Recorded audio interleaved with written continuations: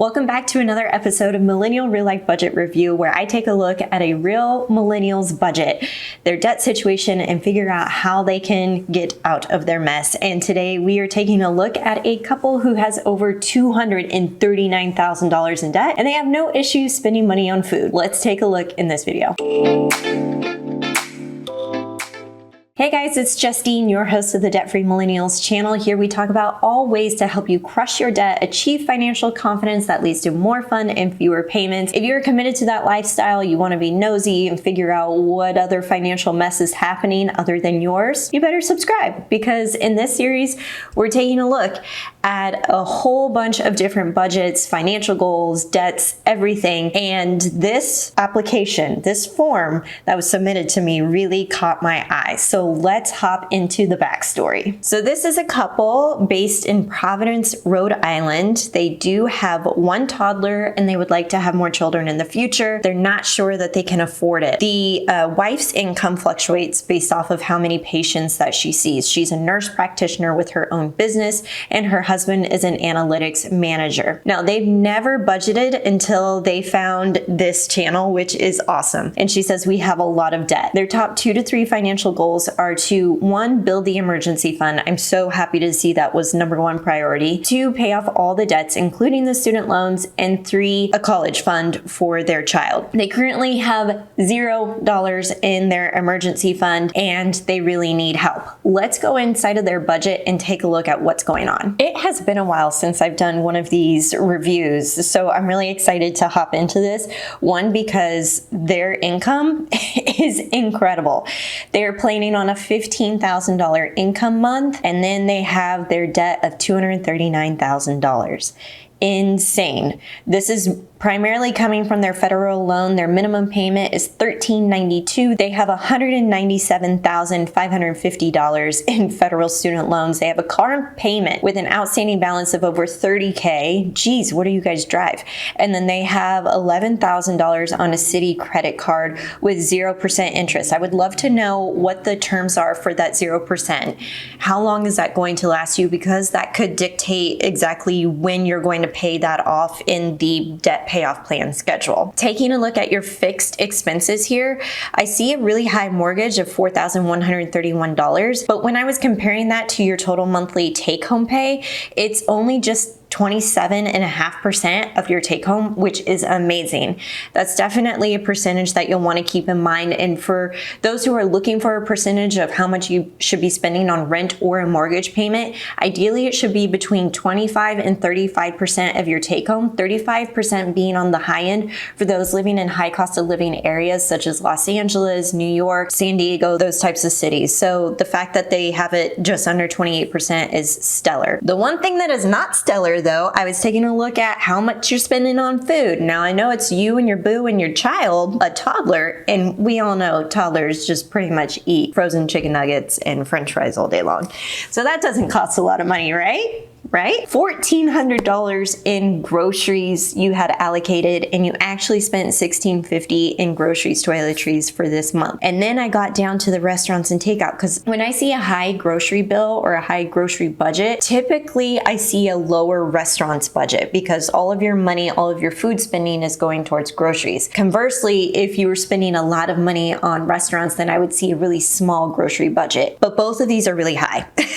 What are you guys eating? $1,400 planned for groceries, toiletries, and then $1,000 for restaurants, takeout, coffee, alcohol. And then you actually spend it over. You're spending close to $3,000 between that and the groceries. What is that? $2,984. That's insane. I can tell you right off the bat, without looking at anything else, those 2 spending categories definitely needs to be adjusted. Your high income earners, you can definitely spend on better food products and better restaurant experiences, but not when we have $0 in our emergency fund and we have multiple 6 figures in debt.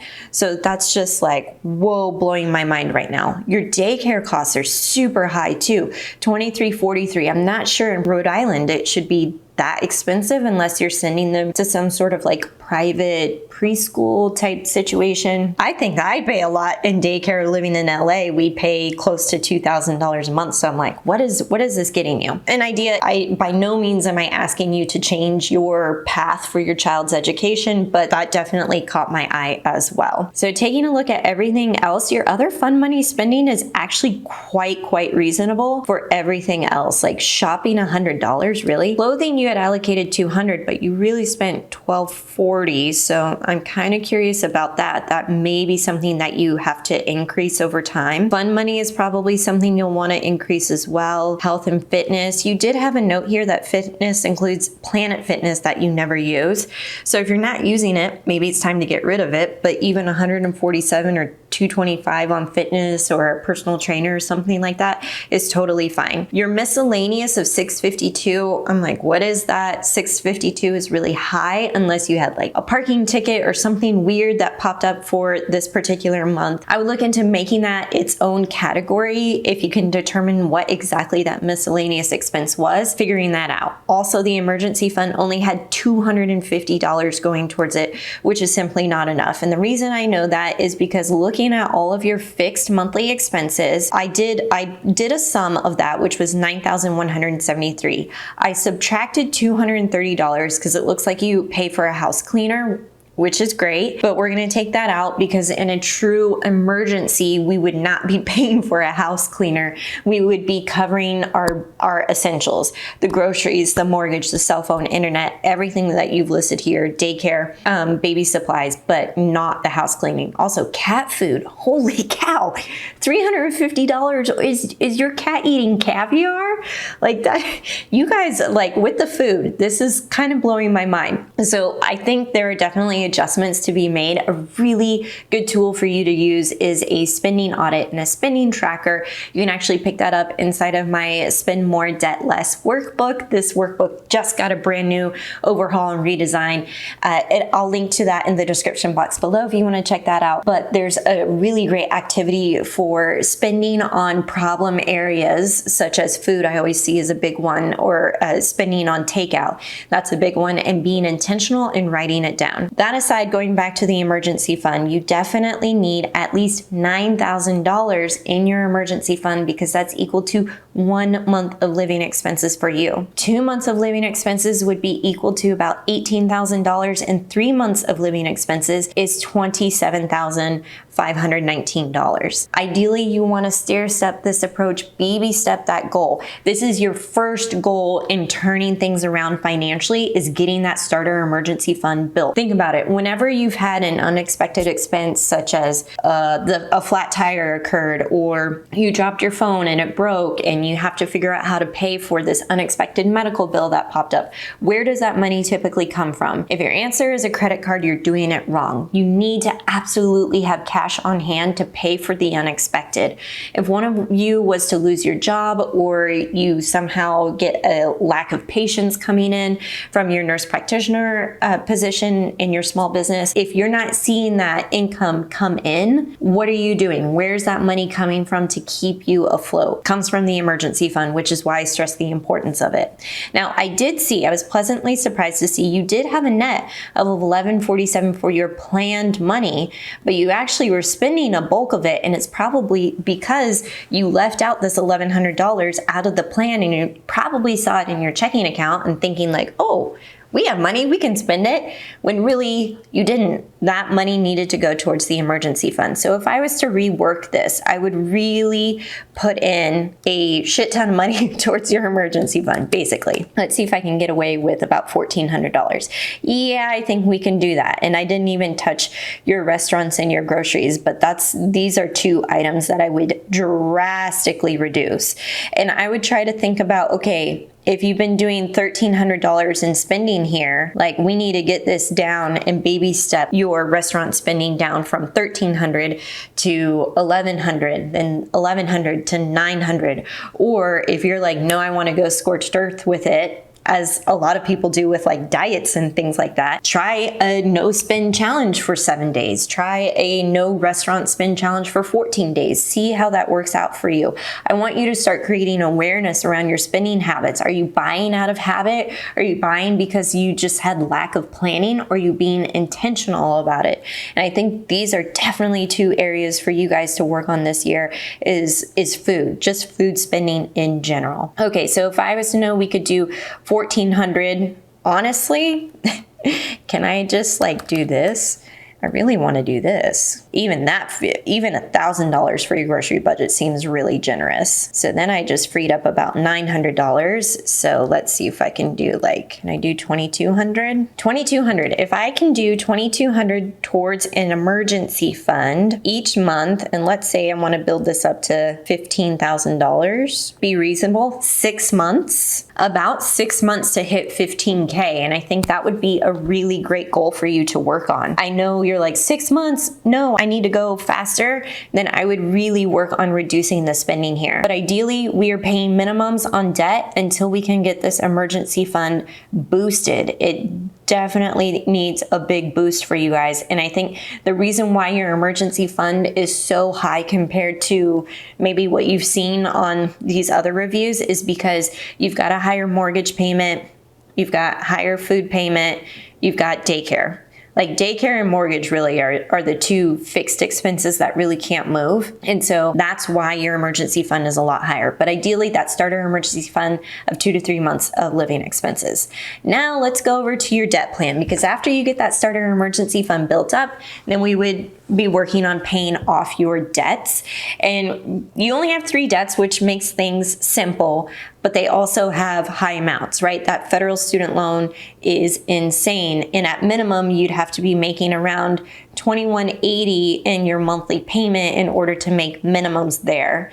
So the way that was calculated out is it was going to take over 15 years to pay off your federal student loan. And so now I'm curious, tell me more about the federal student loan. Are you on public service loan forgiveness? Is that something that could possibly be happening for you? What are the individual loans and the individual loan rates? Or did you consolidate? 7.9% is really high because I've seen other student loans at rates of like 6.5% or 5% or 4.5%. So 7.9 is definitely on the higher end. But the way that you would do this is after your emergency fund has been built up, then you would stop contributing to it. So you would zero that out. So you'd have about $2,200 extra to play with on top of that monthly minimum payment.